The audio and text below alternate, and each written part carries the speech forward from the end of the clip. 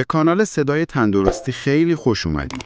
امروز میخوایم درباره یه سری عادتهای کوچیک صبحگاهی حرف بزنیم که شاید بی اهمیت به نظر بیان، اما خب میتونن کلی انرژی روزمون رو بگیرن. دقیقاً. خیلی وقتا آدم صبحا احساس خستگی میکنه، تمرکز نداره، انگار از همون اول روز بیحاله، ولی نمیدونه مشکل از کجاست. آره دقیقاً. برای همین امروز میخوایم 5 تا از این اشتباههای رایج رو با هم بررسی کنیم و ببینیم چطور میشه با چند تا راهکار ساده روزمون رو با انرژی خیلی بیشتری شروع کنیم. موافقی؟ عالیه. بریم سراغشون. خب، اولین اشتباهی که خیلیامون شاید ناخودآگاه انجام میدیم چیه؟ فکر کنم چک کردن موبایل باشه، نه؟ همون لحظه‌ای که چشم باز میکنیم. دقیقاً. همون عادت برداشتن گوشی از کنار تخت. حالا مشکلش چیه؟ ببین، وقتی تازه بیدار شدی، مغز هنوز توی حالت نیمه بیداره. یه جورایی آسیب پذیره. آها. بعد یهو کلی اطلاعات میریزی توش، مثل پیام‌ها، ایمیل‌ها، شبکه‌های اجتماعی. آره دیگه، مخصوصاً اگه اخبار بد یا یه پست استرسا ببینی. این یهو میتونه مثل یه شوک باشه واسه ذهن. بس همون اول به جای حس آرامش یه جور اضطراب خفیف ایجاد کنه. خب پس راه حل چیه؟ اصلا گوشی رو نبریم تو اتاق خواب. اون که ایدئاله، ولی شاید سخت باشه. یه راهکار عملی‌تر اینه که حداقل مثلا نیم ساعت اول صبح رو بدون گوشی بگذرونیم. یعنی اول کامل بیدار شیم، شاید یه لیوان آب بخوریم، یکم به خودمون بیایم. یه تکونی به خودمون بدیم، بعد بریم سراغ دنیای دیجیتال. آره. یه فرصت بدیم مغز آروم فعال بشه. منطقیه. خب، اشتباه دوم چی میتونه باشه؟ ننوشیدن آب کافی. این خیلی مهمه و خیلی ها نادیده میگیرنش. یعنی بدن کم آب میشه در طول شب؟ بله کاملا. فکر کن 6، 7، 8 ساعت هیچ مایعاتی دریافت نکرده. بدن صبحها در واقع دهیدراته است. و این کم‌آبی چه اثری داره؟ همون حس گیجی و منگی اول صبح؟ دقیقاً. میتونه باعث گیجی بشه، بیحالی، حتی سردردهای خفیف. تمرکز رو هم میاره پایین. پس راه حلش خیلی ساده است، درسته؟ خیلی ساده. یه لیوان آب، همین که بیدار شدیم. ترجیحاً آب ولرم که به دمای بدن نزدیکتر باشه و سیستم گوارش رو هم اذیت نکنه. بعضیا میگن آب لیمو هم خوبه اضافه کنیم. آره، اضافه کردن چند قطره آب لیموی تازه هم میتونه خوب باشه. میگم به پاکسازی بدن و فعال شدن گوارش کمک میکنه.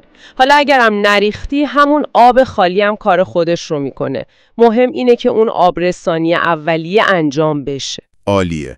خب بریم سراغ اشتباه سوم. یه چیزی که شاید کمتر بهش توجه میکنیم، پریدن سریع از رخت خواب.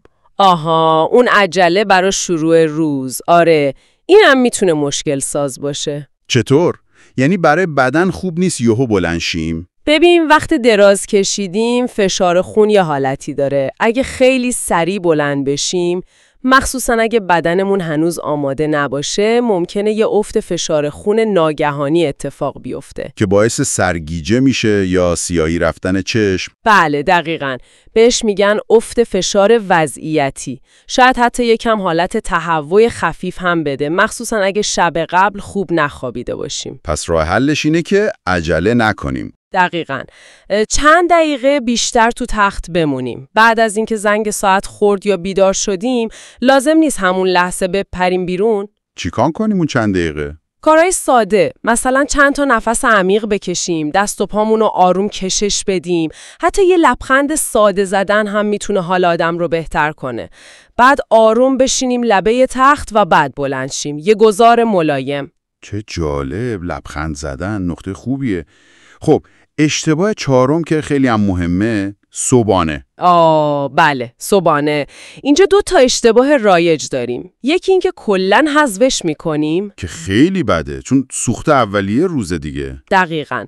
و اشتباه دوم اینه که صبحانه نامناسب میخوریم. مثلا چیزای خیلی شیرین، مثل کیک و شیرینی و کرنفلکس های شکری یا حتی چای خیلی شیرین. آره، اینا قند خون رو یهو میبرن بالا، یه انرژی کاذب و سریع میدن، ولی بعدش چی میشه؟ بعدش قند قند خون افت میکنه و آدم بی‌حال‌تر از قبل میشه. همینطوره، یه افت انرژی شدید داریم.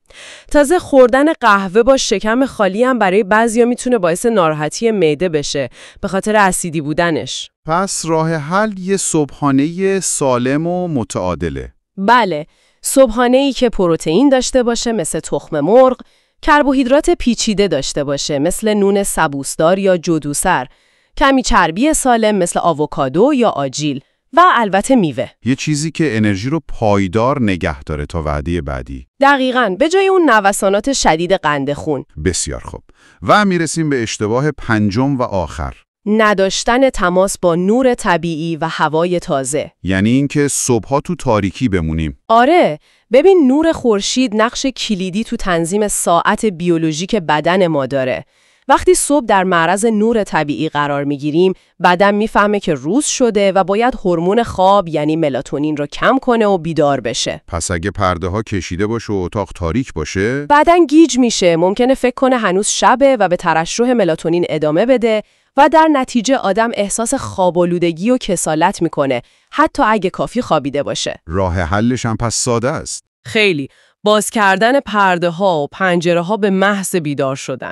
حتی اگه هوا سرده، چند دقیقه باز گذاشتن پنجره برای ورود هوای تازه و نور خیلی کمک میکنه. یا اگه بشه چند دقیقه رفت تو بالکن یا حیاط. عالیه. یا حتی یه پیاده روی کوتاه 5-10 دقیقه‌ای بیرون از خونه اگه وقتش باشه. این تماس با نور طبیعی اول صبح هم انرژی رو بیشتر میکنه و هم حال روحی رو بهتر میکنه. خب پس اینم از 5 تا اشتباه. چک کردن گوشی، ننوشیدن آب، پریدن از تخت، صبحانه ناسالم یا نخوردن صبحانه و دوری از نور و هوای تازه. بله، به نظر میاد با اصلاح همین چند تا عادت کوچیک واقعا میشه تفاوت بزرگی توی سطح انرژی و حال و هوای کل روز ایجاد کرد. همینطوره، لازم نیست همشون رو یهو عوض کنیم. میتونیم یکی یکی شروع کنیم و ببینیم چقدر حالمون بهتر میشه. دقیقاً، قدم‌های کوچیک و مستمر. خب، خیلی ممنون از این توضیحات مفید. امیدوارم برای شنونده های ما هم کاربردی بوده باشه. خواهش میکنم، امیدوارم. اگر از این گفتگو لذت بردی و برات مفید بود، یادت نره که کانال صدای تندرستی رو سابسکرایب کنی. و اون زنگوله رو هم فعال کن که از محتواهای بعدی ما باخبر بشی. لایک کردن این پادکست هم خیلی به ما انرژی میده و کمک میکنه افراد بیشتری این نکات رو بشنون. و اگه فکر میکنی دوستی داری که این اطلاعات به دردش میخوره، حتما این گفتگو رو براش بفرست. مرسی که امروزم با ما همراه بودی. روز و شبت پر از انرژی و سلامتی. خدا نگهدار.